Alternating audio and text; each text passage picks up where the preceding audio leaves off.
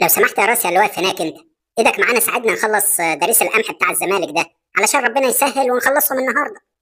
لا معلش سامحني، انا مش هقدر، بلا داريس بلا نيله. اصلا انا بقالي يجي اسبوعين بدرس قمح مع بتوع الاهلي لما وسط اتقطم. دول عندهم يجي 200 الف فدان، انما انا بشبع عليك. الله، سو حسام عبد المجيد، مالك انت ومال دارس القمح المنيل ده؟ هعمل ايه بس؟ بتوع الزمالك حلفوا عليا وقالوا لي كل يوم بعد التمرين تنزل يومية دارس قمح لحد المحصول ما يخلص، وكل ده علشان ضربة الجزاء اللي عملتها في ماتش اتحاد العاصمة. خلاص يا سو حسام ما تزعلش نفسك، وبعدين القمح مش كتير، دول كلهم كام جرات ما لهمش لازمه يعني اللي انتوا زارعينهم. انا بقول لك ايه، هو مين اللي واقف هناك على الدراسه اللي بيحط القمح في الدراسه ده؟ ده الواد الزفت شيكو بنزا الله يحرقه، كان يوم اسود يوم ما اشتغلت معاه.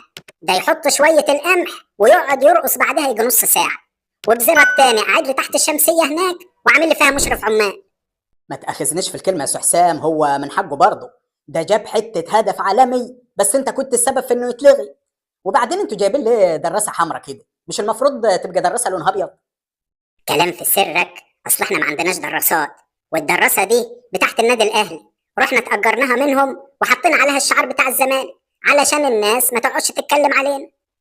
انت عارف ان دي اقدم دراسه عندهم في الاهلي؟ اصلا انا لما كنت شغال معاهم في دارس الجامعه كانوا جايبين دراسات بالكهرباء وبالبلوتوث كمان.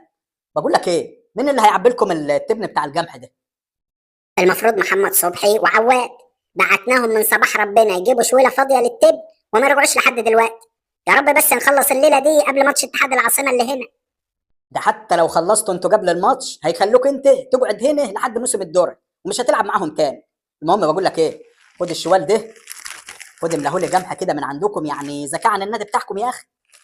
يا عم تنيل، ده احنا بايعين القمح ده من قبل ما يتزرع علشان نسدد الديون بتاعه النادي. قال جايب شوال قال وعايز املاه له قمح. اتكل على الله يا عم. ماشي يا سو حسام براحتك، يا رب الجمح ده كله يتسرق منكم. سلام. يا بتاع اتحاد العاصمه وضربه الجزاء.